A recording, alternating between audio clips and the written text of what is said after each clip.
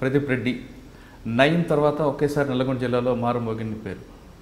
నయీం ఉన్న వరకు భువనగిరి ఆ ప్రాంతంలో నయీం తర్వాత ఇంకెవరు లేరు, నయీం ఒక్కడే ఉండేవాడు. ఎన్కౌంటర్ తర్వాత నయీం 2 అంటూ కొమరెల్లి ప్రదీప్ రెడ్డి పేరు బయటకు వచ్చింది. కోనాపూర్ రాములు మర్డర్తో కోనాపూర్ రాములు సంబంధించిన విషయంలో ఆయనతో పాటు తిరగడం కానీ, లేదా కోనాపూర్ శంకర్ పైన జరిపిన కాల్పులు జరపడం పట్టపగలు అదొక విషయం అవ్వచ్చు, లేదా వలిగొండ భువనగిరి ప్రాంతాల్లో సెటిల్మెంట్ చేస్తున్నారని వార్తలు వస్తున్నాయి. దాంతో పోలీసులు కూడా మీ మీద రౌడీ షీట్ కూడా ఓపెన్ చేశారు. సాధారణంగా ఒక నేరస్తుడు అవ్వాలనుకుంటే ప్రతి వ్యక్తి కూడా పరిస్థితి ప్రభావం అవ్వచ్చు, 1, 2 ఆర్థిక అవసరాలు అవ్వచ్చు, 3 చెడు స్నేహం అవ్వచ్చు. మరి కొంతమంది సొసైటీలో కానీ ఆ గ్రామంలో కానీ అతని పేరు చెప్తే భయపడాలని కొంతమంది నేరాలు బాధపడుతుంటారు, అంటే గుర్తింపు కోసం అవుతుంటారు. అంటే ఈ కారణాలు కనిపిస్తుంటాయి. ఈ 5 కారణాల్లో కొమరెల్లి ప్రతాప్ రెడ్డి ఏ కారణం చేత నేరాలు బాటపట్టారు అనే విషయం చెప్పే ముందు ఒకసారి మీ ఫ్యామిలీ బ్యాక్గ్రౌండ్ చెప్పండి. డాడీ ఫార్మర్, వ్యవసాయం చేశాడు. మమ్మీ లేదు, నేను తమ్ముడు. డాడీ ప్రజెంట్ నాన్న నల్గొండ మహాత్మా గాంధీ యూనివర్సిటీలో క్లర్కే చేస్తాడు. ప్రజెంట్ నాన్న మహాత్మా గాంధీ యూనివర్సిటీ మీద క్లర్కే చేస్తాడు. అట్లా ప్రజెంట్ ఇప్పుడు 2012లో ఫస్ట్ రెస్టారెంట్ ఉండే నాకు, దాబా మా ఒలిగొండ పక్కనే. కునపూర్ రాములు కానీ సాంబశివుని అప్పుడు ఉద్యమించులు బయటకు వచ్చారు. తెలంగాణ ఉద్యమంలో బాగా చురుగ్గా పాల్గొంటున్నారు. అంటే డాబా పెట్టకముందు ఏం చదువుకున్నారు మీరు? అసలు డిగ్రీ ఫస్ట్ ఇయర్ వరకు చేసిన. డిగ్రీ ఫస్ట్ ఇయర్ నుంచి నేను కాలేజీకి వెళ్ళలేదు. ఇక దాబా ఫీల్డ్కి వెళ్ళినా కదా, అంటే ఇప్పుడు రెస్టారెంట్ ఉంటే ఆ ఫీల్డ్కి వెళ్ళేసరికి నేను ఇక స్టడీ మీద అంతగానో వెళ్ళలేదు. ఇక దాని తర్వాత ఏమైంది, రాములన్న కానీ సాంబశివుడు కానీ మా విలేజ్ కాబట్టి ఎప్పుడు సాంబశివుడు చనిపోయినాక ఇది పెట్టింది. రాములన్న మన దాబాకాడు రావడం, అక్కడ భోజనం చేయడం, అట్లా బాగా పరిచయాలు ఏర్పడ్డాయి. కొన్ని రోజులు తిరిగినట్టునే ఒక 6-7 మంత్స్ తిరిగిన, తను ఎంబడి తిరిగిన తర్వాతకి లోకల్ ఉంటారు కదా, లోకల్ కొంతమంది మెంబర్స్ అంటే వీళ్ళు పడనోళ్ళు అంతే. రాములు అంటే చాలామంది పడదు. వాళ్ళు ఏంది నువ్వు కూడా తిరగదు ఎంబటి, నువ్వు కూడా తిరిగితే మిమ్మల్ని ఏదైనా చేస్తాం, చాలా వరకు చేసిన తర్వాతకి అట్నే చాలామంది విద్యార్థులు కానీ చాలామంది యూత్ కానీ చాలామంది ఎంబడి తిరిగినప్పుడు నన్ను దిక్కుంటే వీళ్ళందరూ మళ్ళీ ఆయన ఎంబడి తిరుగుతారని కొంతమంది భావించారు. కానీ అట్లా ఉన్నా కానీ నేను ఎవరికి అసలు ఛాన్స్ ఇవ్వలేదు. తన టైంలో తర్వాత రాములు చనిపోయాడు. అప్పుడు 4 లేట్ అయిపోయిన తర్వాత చనిపోయాడు. ఇక మా అంతలో మేము ఉన్నాం. నా దాబాని నేను నడిపించుకుంటున్నా. నేను దాబా నడిపిస్తున్న టైంలో ఏదో ఫైరింగ్ ఏదో అన్నారు. అది మనకు సంబంధం లేని ఇష్యూ అంతే. కాకపోతే ఎవరు రూమ్ ఏంటంటే నేనే ఉన్నాడు.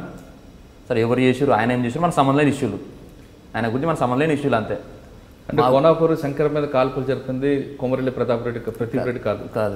కానీ పట్టపగల కాల్పులు జరిపాయి నేనే అంటే మీరు అప్పుడు స్టేట్మెంట్ కూడా ఇచ్చారు కదా. నేనేమి ఇవ్వలేదు, మనకు సంబంధం లేని ఇష్యూ. అంటే కోనాపూర్ రాములు చంపింది కాబట్టే అతను నయీంకి కోనాపూర్ శంకర్ సహకరించాడు కాబట్టి నయీం అనుచరులతో కోనాపూర్ రాములు చంపినందుకు అతని శిష్యుడిగా మీరు కసి తీర్చుకున్నారనేది ఒక వార్త వచ్చింది.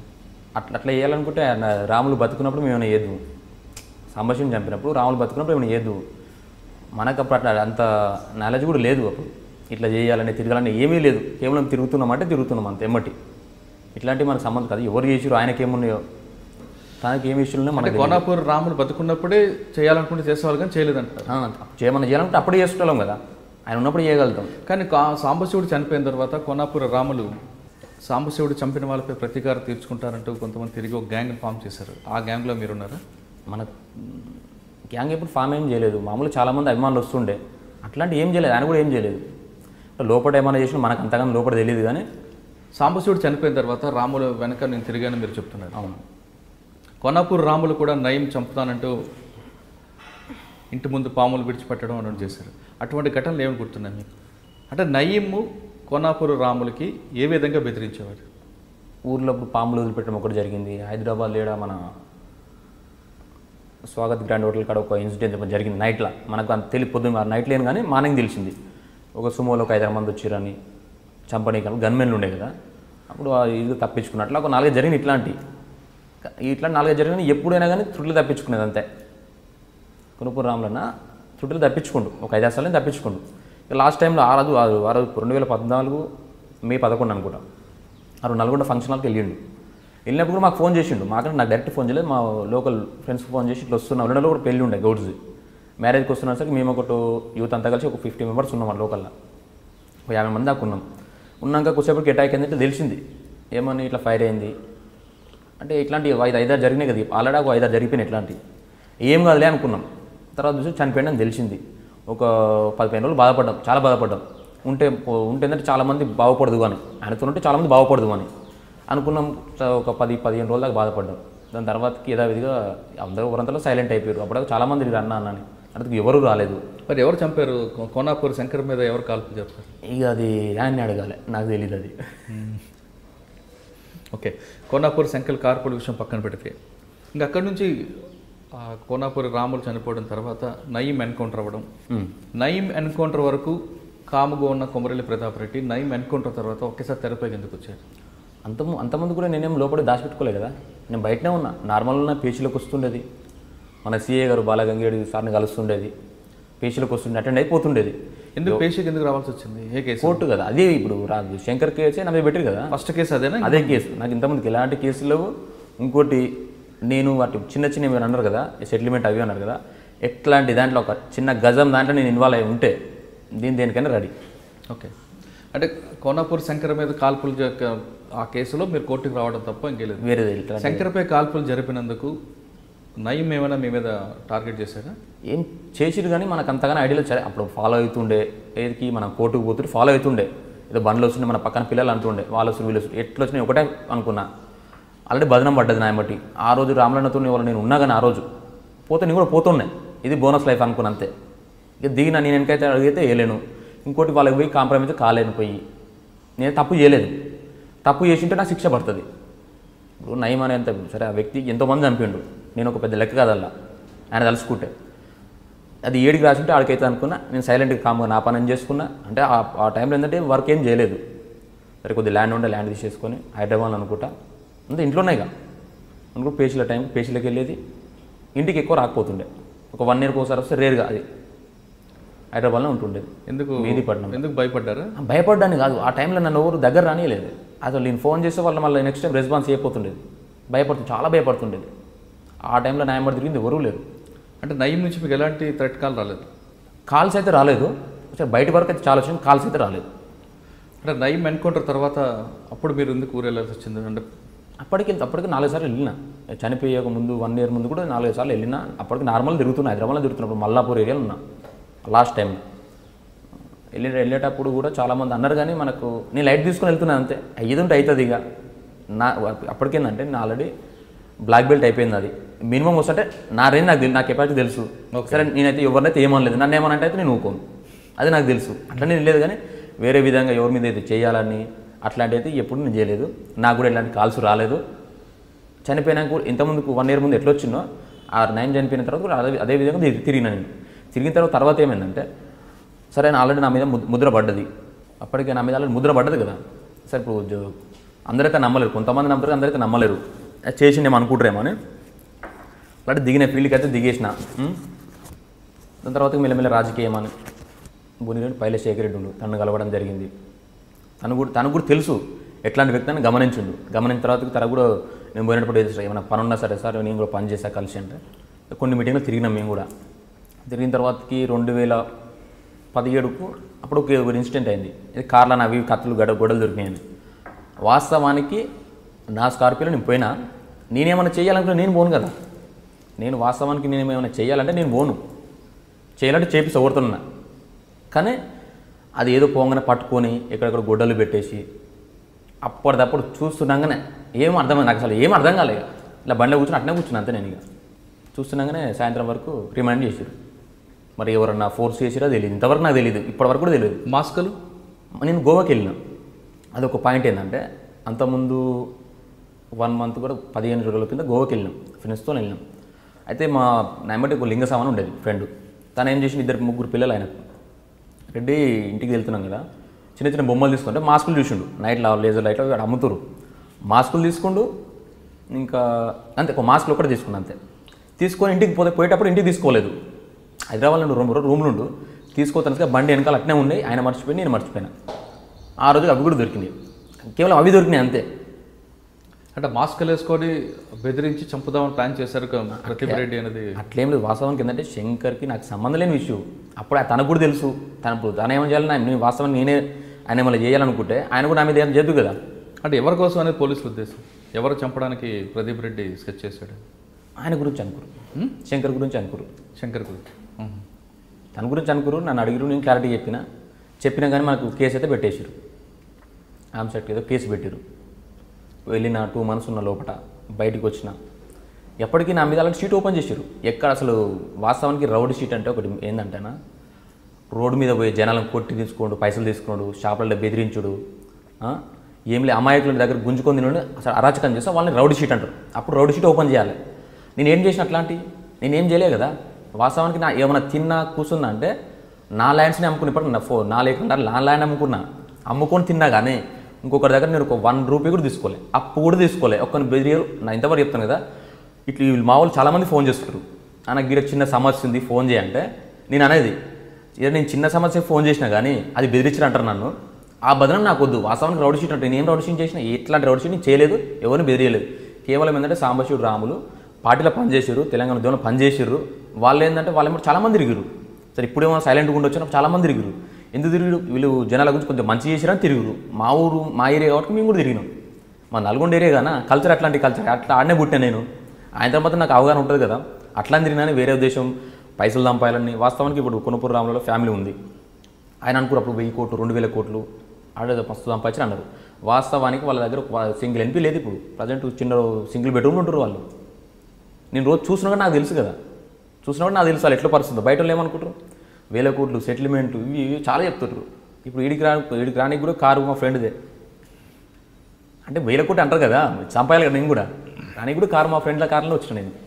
అంటే ఇక్కడ రావడానికి మీ ఫ్రెండ్ కారు కావచ్చు, కానీ ఊర్లో బయట తిరుగుతున్నప్పుడు బాడీ గార్డ్స్ పెట్టుకొని తిరుగుతారు. బాడీ గార్డ్స్ కదన్నా, అప్పుడు వర్ధంతి అయింది బౌన్సర్లని. అదొకటి మెయిన్ పాయింట్ ఏంటంటే అది కూడా మనకు మైనస్. వర్ధంతి టైంలో అన్న చాలా అభిమానులు ఆలీలు వస్తుంటారు. సరే నువ్వు కేసు ఒక ఫ్రెండ్ అంతే, నాకు బౌన్సర్లని చెప్పలేదు అన్న, మనోళ్ళు వస్తురన్నా హెవీగా ఉంటారు అంటే సరే మనుషులు వస్తారు అనుకున్నా కానీ ఈ బౌన్సర్లను పెట్టి షో అట్లా ఒక్కోసారి 2 సార్లు వచ్చారు. నెక్స్ట్ టైం నుంచి అసలు రిజెక్ట్ చేసినా నా దగ్గర కూడా రాని వాళ్ళు చాలామంది ఫోన్ చేస్తుంటారు. వాళ్ళు కూడా కొంతమంది అంబర్పేట ఉంటారు, 200-300 మంది ఉంటారు బౌన్సర్ లెక్కనే. వాళ్ళు ఏంటంటే బయటకు పోతేనే డబ్బులు తీసుకుంటారు. అన్న నీ దగ్గర కోసం నాకు డబ్బులు అవసరం లేదని వస్తాం. సరే వచ్చినందుకు వాళ్ళకి వాళ్ళకి చూస్తాం, సరే భోజనంగా అట్లాంటివి చూసుకుంటారు. కానీ వేరే విధంగా బౌన్సర్లు మెయింటైన్ చేయాలంటే నేను దగ్గర ఇప్పుడు నాకు మ్యారేజ్ అయ్యి ఒక 3 years అవుతుంది. 3 years నుంచి అసలు చిన్న దాంట్లో నేను ఏలు పెడితే ఇదే అంటారు. ఇప్పుడు నన్ను ఇప్పుడు ఇటువైపు ఫోన్ మాట్లాడినా ఇదే అంటారు. ఏమంటే 9 తర్వాత 9 సరే జనాలు కొంతమంది ఒక తీరు రిసీవ్ చేసుకుంటారు, కొంతమంది ఒక తీరు రిసీవ్ చేసుకుంటున్నాను. కొంతమంది భయపడ్డది ఏం లేదని ఎవరు భయపడుతున్నారు, ఉవ్వలు భయపడరు. కేవలం ఏంటంటే ఇప్పుడు ఎదుగుతున్నప్పుడు ఎవడు రాయాలి కాబట్టి అట్లా ఇట్లా అని కొంతమంది మన పడనోళ్ళు డిపార్ట్మెంట్ దగ్గర అట్లా చెప్పడం. డిపార్ట్మెంట్ కూడా తెలుసు ఎట్లా అంటారో వాళ్ళకి తెలుసు ఆల్రెడీ. ఇటు చేసిండా చేయలేనా వాళ్ళు కూడా మొన్న నుంచి కూడా సైలెంట్ అనేవారు. అంటే వాస్తవానికి నేను ఏం చేస్తలేం కదా, నేను చెప్పేసిన నేను దాంతో నేను సైలెంట్గా ఉంటాను. సార్ ఏమన్నా నా మీద తప్పు ఉంటే, నా మీద ఏమైనా తప్పు వాస్తవానికి చేసినంటే తీసుకొని ఒకటి. అంటే మీ మీద పెన్ కేసులు ఉన్నాయి ఇప్పుడు 3 ఉంటాయి అన్న. ఒకటి కోనాపూర్ శంకర్ వెహికల్లో ఆర్మ్స్, ఇంకొక కేసు ఒకటి మర్డర్ కేసు బుక్ చేసిరు. ఎవరిది? కోదాడ అబ్బాయి, తన పేరు ఉదయ్ అనుకుంటా. అసలు నాకు పరిచయం కూడా లేదు, 1 month పరిచయం కూడా లేదు నాకు. హైదరాబాద్కి వచ్చిండు అన్న, కలిసిండు, అదే సరే అభిమానం అన్నాడు, తిరిగిండు 4 రోజులు. వీళ్ళకు కొనుపూరు శంకర్ వీళ్ళకి ఏమైనా సంబంధం ఉండొచ్చు. సరే శంకర్ కూడా వీళ్ళకి సంబంధం లేని విషయం. వానికి ఎవరెవరితో ఉన్న సంబంధం నాకు తెలియదు. వాడు ఏడో చనిపోతే ఎన్ని రోజులు ఉన్నట్టు నా అక్కడ 1 month ఉన్నందుకు నా మీద పడ్డది. ఆ బదనం నా మీద పడ్డది కూడా. అందులో ఏంటి A1 A2? A1 నేనే. ఇక వాళ్ళు A1 నేనే, A1 అన్న పెట్టిరు. అంటే A1 అంటే మర్డర్ ఎలా జరిగింది చెప్పండి ఒకసారి. మర్డర్ అంటే మామూలుగా కట్టెలతోనో బ్యాట్లతోనో కొట్టిరన్నారు. తర్వాత తెలిసింది మనకు, కట్టెలతోనో బ్యాట్లతో మనకు క్లారిటీ లేదు. పిఎస్ పోయిన తర్వాత తెలిసింది. అసలు అది కూడా ఏంటంటే అప్పటికి నా మీద ఒక కేసు అయింది కన్నా. వీటిలో ఏమన్నా బయటికి ఏమన్నా క్లిక్ అవుతారు అనుకుర్రా, ఏమనుకురా అర్థం కాలేదు. అది అసలు వింతగా అయింది. అసలు తీసుకుపోయి లోపల పెట్టిరు అంతే. అసలు ఎందుకు ఎందుకంటే మర్డర్ అయిందిరా, నిన్నే తీసుకొచ్చినాం, నువ్వే సైలెంట్ కూర్చో నువ్వు ఇక అని కొంత వాళ్ళు చెప్పారు. డిపార్ట్మెంట్ కూడా సరే వాళ్ళు చేయాలని ఏం చేయలేదు. ఎవరు చేయించారో అది నాకు ఇంకా అర్థమవుతలేదు. 2 కేసులు అయితే అర్థమవుతలేదు అసలు. ఇక మొదటి కేసు సార్ ఎవరు చేయించారో అది మనసులో ఉంది, కానీ ఈ 2 కేసులు ఎవరు చేయించారో అసలు ఐడియా లేదు మనకు. 3వ కేసులో కోదాడ కేసులో, రెండో కోదాడ కేసులో మీరు 302 మీద ఉందా లేదా 120B ఉందా మీ మీద? 302 ఉంది, 120B లేదు. అంటే మీరు ఆల్రెడీ ఆ స్పాట్లో ఉన్నట్లుగానే పోలీసు ప్రూవ్ చేసి ఉంటారు. ఆ స్పాట్లో ఉన్నట్టే. అవి స్పాట్లో లేరు. స్పాట్లోనే సంబంధం లేని విషయం అది. అది అయింది ఏడా మన తార్నాక్ ఏరియాలో అయింది. నేను క్యాంపస్లో ఉన్న రోజు. తార్నాక క్యాంపస్ మధ్య దూరం కానీ నేను ఆడున్నా కదా. ఇక్కడ చంపేవాడికి వెళ్ళిపోవచ్చు కదా. అది కరెక్ట్ కదా, మధ్యలో ఏం దూరమే లేదు కదా, మధ్యలో బ్రిడ్జే ఉంటుంది. కర్ణాకలో కొట్టి ఆరాధన థియేటర్ దాటితే ఓయూ హాస్టల్ గ్రౌండ్ కానీ మనకు సంబంధం లేదు కానీ అసలు నా సంబంధం లేదు అంటే ఓకే, కానీ తార్నాక్కి ఓయూకి పెద్ద దూరమే ఉండదు అంటున్నాను. అవును, ఎస్కేప్ అవ్వాలంటే ఎక్కడ వెళ్ళొచ్చు. ఆరాధన థియేటర్ గోడ దాటామంటే స్టార్ మన ఓయూ గ్రౌండ్స్లో పడతాం. అవునవును, కానీ మనకు సంబంధం లేదు ఇష్యూ అన్నది. ఓకే, సంబంధం లేదంటే కోర్టు డిసైడ్ చేస్తుంది. కోర్టు ఉంది, న్యాయస్థానాలు వాళ్ళు అలా తెలుసుకుంటాను నేను. నయీం చనిపోయిన తర్వాత నల్గొండ జిల్లా వాసిగా మీ అభిప్రాయం ఏంటి? అభిప్రాయం అంటే జనాలు లేక మనం ఆలోచిస్తామన్నా. కొంతమంది అయితే లోకల్లో తిరిగేట, కొంతమంది భయపడి తిరిగేది అప్పట్లో. ఇప్పుడు ఫ్రీడమ్ తిరుగుతారు అంతే. ఇప్పుడు డిపార్ట్మెంట్కు చాలా స్టిక్ ఉంది కాబట్టి లోకల్లో మాత్రం ఎలాంటి జరగట్లేదు, అంతా ప్రశాంతంగా ఉంటారు జనాలంతా. నయీం అంటే అందులో మేము ఒకరు మాలాంటి వాళ్ళు చాలామంది కూడా. నయీం ఉన్నప్పుడు అరాచకాలు ఏ విధంగా ఉండేవి అక్కడ? అరాచకాలు అంటే చాలా ఉండేయన్న, చాలా చేసేది చాలా ఉండే. మనం మన నోటితో చెప్పాల్సిన అవసరం కూడా లేదు, తెలుసు, మీకు కూడా తెలుసు. వల్లిగొండ వాసిగా చెప్పండి. మా ఏరియాలో అంటే భయపడుతుండేది ఎవరైనా సరే. నేను ఉన్న టైంలో మా ఏరియాలో భయపడుతుండే. సరే లోకల్లో కానీ కదా ఎక్కడన్నా నడిచేది కదా. మనకేంటంటే ఇక అంత పెద్ద టచ్ అంటే వాళ్ళ మనసులో ఉండేది, కానీ అంతగానం ఎవరు లోకల్ చేస్తుండే మనం పట్టించుకోకపోతుండే. మన తెరువు అయితే రాకపోతుండే. మన తెరువు వచ్చి ఏమైనా చేస్తే మనం ఏమైనా ఇన్వాల్వ్ అవుతుండే. మన తెరువు రాకపోతుండే. ఫస్ట్ కొద్దిగా ఏమో మామూలుగా మాట్లాడారు, తర్వాతకి ఎవరంతలో సైలెంట్ ఊరు అంతే. ఇక నయం చనిపోయిన తర్వాతకి ఎవరు లేరు ఇప్పుడు. కోనాపూర్ రాములు అనుచరుగా ముద్రపడిన ప్రదీప్ రెడ్డి వైపు నయం ఎందుకు చూడలేదు? అంటే నయంతో మీరు కాంప్రమైజ్ అయ్యారా? అట్లేం లేదన్న, ఏమో అదే నాకు అర్థం కాదు ఇంతవరకు. సరే నయం తలుసుకుని నేను పెద్ద ఏం కథ కాదు ఆ టైంలో. ఈ టైంలో ఆ టైంలో ఒకటే, కానీ మరి తిరిగి అన్నారు మరి నా కిస్మత, నేను దొరకలేనా, అది నాకు ఇంకా అర్థమవుతలేదు. సరే, ఇప్పుడు మీ మీద 3 అక్రమ కేసులు ఉన్నాయని మీరు చెప్తున్నారు. అది అక్రమ కేసులా సక్రమ కేసులా కోర్టు ఉండే. ఓకే, కానీ చాలామంది నేరస్తులు మీరు ఫస్ట్లో అడిగిన క్వశ్చన్ ప్రకారం చాలామంది పబ్లిసిటీ కోసం నేరాలు పడుతుంటారు. మీరు ఈ పబ్లిసిటీ కోసం పట్టారా, అది ఆకస్మికంగా అందులో దిగిపోయారు ఊబిలోకి? అన్న ఎట్లా అంటే మీరు అన్నారు కదా, ఒకటే నేరాలు ఉంటే ఒకసారి బాధ అనిపిస్తుంది నాకు కూడా. సరే రాగానే ఫస్ట్ ఏమన్నా మీరు రౌడీ షీట్ అన్నారు. సరే వాసు వీడన్నా కానీ పిఎస్లో పోయినా అంటారు. మామూలుగా అది వాడు అంతే, అది రాగానే రౌడీ షీట్ అంటే ఆ షీట్ అంతే రౌడీజం చేసినా అనుకుంటారు. తెలిసిన వాళ్ళకి అర్థమైతే తెలియని వాళ్ళకి అర్థం కాదు అంతే. అయితే ఏంటంటే ఫస్ట్ టైంలో అసలు ఎట్లా ఊబిలోకి ఎట్లా మామూలుగా నేను చేసేది రియల్ ఎస్టేట్ చేసుకోవాలి. రియల్ ఎస్టేట్ ఉన్నా అప్పటికి మనకు దాబా ఉండేది, రెస్టారెంట్ ఉండేది. అది చిన్నగా నడిచేది. సరే నెలకి ఎంత వచ్చిన ఇన్కమ్ వచ్చినా అది నడిచేది. అప్పటికి నా బ్లాక్ బెల్ట్ అయిపోయింది, కరెక్ట్ బ్లాక్ బెల్ట్ అయిపోయింది. నేను కూడా ఏమనుకున్నా అంటే ఆర్మీకి సెలెక్ట్ పిఎస్కి అంటే ఈ ఆర్మీలో పోవాలని బాగా ఇంట్రెస్ట్ ఉండే. అప్పటికి 3-4 ఈవెంట్స్కి వెళ్ళిపోయినా. ఈవెంట్స్ వచ్చినాయి, మన హకీంపేటలో పోయినా సిఆర్పిఎఫ్ అది వచ్చింది, ఎక్సైజ్ వచ్చింది, ఆర్మీలో వచ్చింది, ఎగ్జామ్లో పోయింది. రెడ్డి కాబట్టి రిజర్వేషన్ తక్కువ ఉంటుంది కాబట్టి పోయింది నాది. నేను ఆ రూట్లో ఆలోచించాను, ఈ రూట్ ఎప్పుడు ఆలోచించాలి. నేను ఆలోచించి మొత్తం డిపార్ట్మెంట్లో జాయిన్ కావాలి, ఎస్ఐగా ఉండాలి, లేకపోతే ఆర్మీలో జాయిన్ కావాలి, ఇది ఉండే. కానీ ఎప్పుడు నేను ఈ ఫీల్డ్కి రావాలి, ఈ ఫీల్డ్కి రావాలి, ఇట్లా ఎదగాలంటే రాములు బతుకున్నప్పుడే నేను ఏదైనా చేస్తుంది. రాములు బతుకున్నప్పుడు ఏదైనా చేస్తుంది, రాములు బతుకున్నప్పుడే. కానీ ఈ తర్వాతకి ఏదో చేయాలని అది లేదని, అదంతా ఏంటంటే లోకల్ మస్తు చెప్పుకుంటారు, అదేంతా పడనలు చెప్తారు. మా ఏరియాలో ఇప్పుడు వచ్చి మీరు కనుక్కోండి, 100%లా 90% పలానా మంచోడ్రా అనట్రోలే. కానీ ఒక 10% అంటే అలా దొంగలు మస్తుకుంటారు. కానీ అటు మీరు కనుక్కున్న తర్వాత అడగను అంతే. అంటే ఒక సామాన్య రైతు కుటుంబంలో పుట్టిన ప్రదీప్ రెడ్డి అవును, ఏదో డిగ్రీ చదువుకుంటూ ఒక వ్యాపారం చేసుకుంటూ సాధారణ కుటుంబంలో వెళ్తున్న మీ ఫ్యామిలీలోకి ఒక రౌడీ షీటర్ అని, ఒక మర్డర్ చేశారని, ఇటువంటి నేరాలు రావడం, మీకోసం పోలీసులు వెతుకులాటం, అటువంటి సమయంలో మీ నాన్నగారు ఎలా సఫర్ అయ్యారు? అంటే మన గురించి అంటే పోలీసులు అయితే ఎప్పుడు వెతకలేదు, నార్మల్గా అయిపోయినాయి. పోలీసులు వెతకపోయినా మేము ముద్రపడిన విషయం తెలిసిన తర్వాత మీ నాన్నగారు ఎలా? ఆయన ఒకటే నమ్మిండు, మావాడైతే అట్లా చేయడు. సరే చేసిన మామూలు కొట్లాటలు పంచాలంటే వేరు, కానీ ఇట్లా అయితే ఇంత పెద్ద క్రూరంగా చేయడు. వీడు దేనికి ఆశించాడు, డబ్బులకి ఎప్పుడైతే ఆశించాడు, ఏమన్నా కానీ అని ఫుల్ సపోర్ట్ చేసింది నాకు.